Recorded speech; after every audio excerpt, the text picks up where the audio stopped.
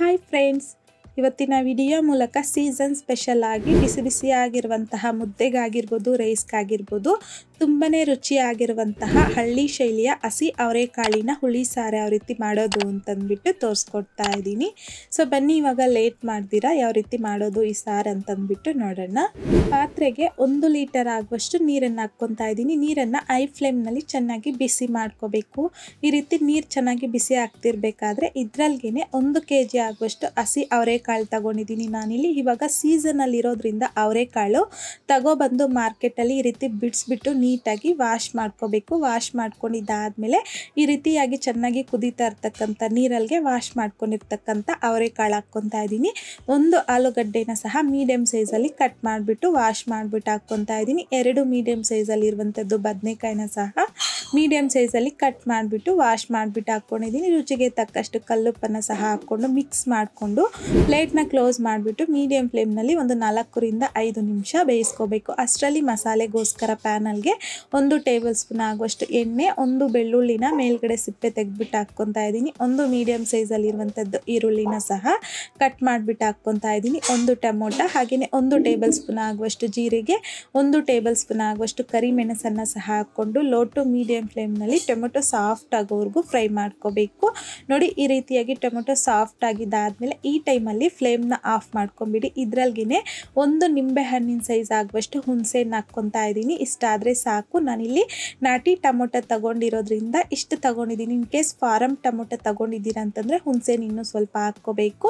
ಒಂದು 3 ರಿಂದ 4 table spoon ಆಗುವಷ್ಟು ಹಸಿ ಕೊಬ್ಬರಿ, ಕೊತ್ತಂಬರಿ, 2 ಟೇಬಲ್ ಸ್ಪೂನ್ ಆಗುವಷ್ಟು dhania powder, 1 tablespoon chilli powder, ಒಂದು ಅರ್ಧ ಟೀ ಸ್ಪೂನ್ ಆಗುವಷ್ಟು ಅರಿಶಿನ ಸಹ ಹಾಕಿ ಒಂದ್ಸಲ ಮಿಕ್ಸ್ ಮಾಡ್ಕೊಳ್ಳಿ. ಇದನ್ನು ಪೂರ್ತಿಯಾಗಿ ತಣ್ಣಗಾಗಲಿಕ್ಕೆ ಬಿಡಿ. ತಣ್ಣಗಾಗಿದ್ದಾದಮೇಲೆ ಈ ರೀತಿ ಒಂದು ಮಿಕ್ಸಿ ಜಾರಲ್ಲಿಗೆ ನಾವು ಈ ರೀತಿ ರೆಡಿ ಮಾಡ್ಕೊಂಡಿರ್ತಕ್ಕಂಥ ಈ ಮಸಾಲೆನ ಪೂರ್ತಿಯಾಗಿ ತಣ್ಣಗಾಗಿದ್ದಾದ್ಮೇಲೆ ಹಾಕ್ಕೊತಾ ಇದ್ದೀನಿ. ಅಷ್ಟರಲ್ಲಿ ನಮಗಿಲ್ಲಿ ಅವರೆಕಾಳನ್ನು ಅಷ್ಟೇ ಒಂದು 5 ನಿಮಿಷ ಆಗಿರುತ್ತೆ. ಈಗ ಪ್ಲೇಟ್ನ ತೆಗೆದು ಚೆಕ್ ಮಾಡ್ಕೊಳ್ಳಿ. ನಮಗೆ ಅವರೆಕಾಳನ್ನು ಒಂದು ತೆಗೆದು ಈ ರೀತಿಯಾಗಿ ಸ್ಮ್ಯಾಶ್ ಮಾಡಿದಾಗ ಈ ಅವರೆಕಾಳು ಬಂದು ಈ ರೀತಿ ಸಾಫ್ಟಾಗಿ ಬೆಂದೋಗಿರಬೇಕು.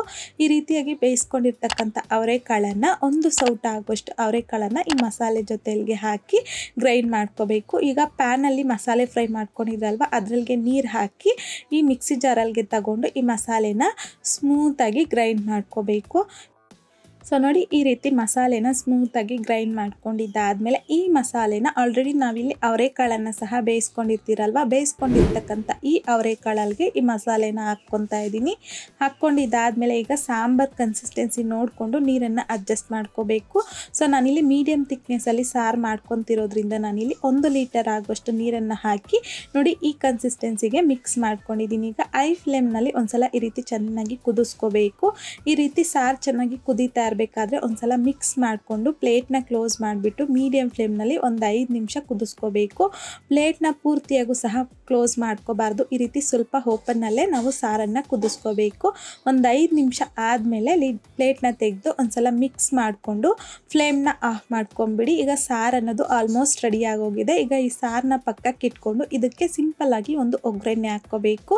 ಹಾಗಾಗಿ ಪ್ಯಾನಲ್ಗೆ 2 ಟೇಬಲ್ ಸ್ಪೂನ್ ಆಗುವಷ್ಟು ಎಣ್ಣೆ, 1 ಟೀ ಸ್ಪೂನ್ ಆಗುವಷ್ಟು ಸಾಸಿವೆ ಈ ರೀತಿ ಚೆನ್ನಾಗಿ ಸಿಡ್ದಾದ್ಮೇಲೆ 1 ಈರುಳ್ಳಿನ ಸಣ್ಣದಾಗಿ ಕಟ್ ಮಾಡಿಬಿಟ್ಟು ಹಾಕ್ಕೊತಾ ಇದ್ದೀನಿ. ಕರಿಬೇವನ್ನು ಸಹ ಹಾಕ್ಕೊಂಡು ಲೋ ಟು ಮೀಡಿಯಂ ಫ್ಲೇಮ್ನಲ್ಲಿ ಈರುಳ್ಳಿ ಸ್ವಲ್ಪ ಲೈಟಾಗಿ ಈ ರೀತಿ ಗೋಲ್ಡನ್ ಕಲರ್ ಬರೋವರೆಗೂ ಫ್ರೈ ಮಾಡ್ಕೋಬೇಕು.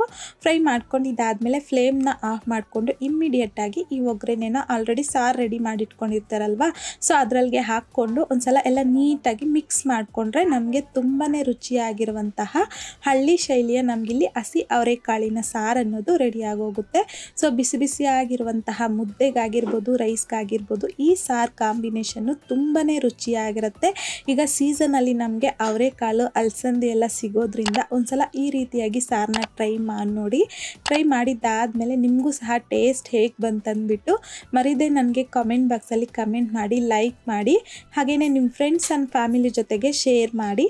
ಮತ್ತಷ್ಟು ಈಸಿ ಆ್ಯಂಡ್ ಸಿಂಪಲ್ ಕ್ವಿಕ್ ರೆಸಿಪೀಸ್ಗೋಸ್ಕರ ದಯವಿಟ್ಟು ನೀವಿನ್ನೂ ನಮ್ಮ ಮೆಗಾಶ್ರೀಸ್ ಕಿಚನ್ ಚಾನಲ್ನ ಸಬ್ಸ್ಕ್ರೈಬ್ ಮಾಡಿಲ್ಲ ಅಂತಂದರೆ ಸಬ್ಸ್ಕ್ರೈಬ್ ಮಾಡಿ.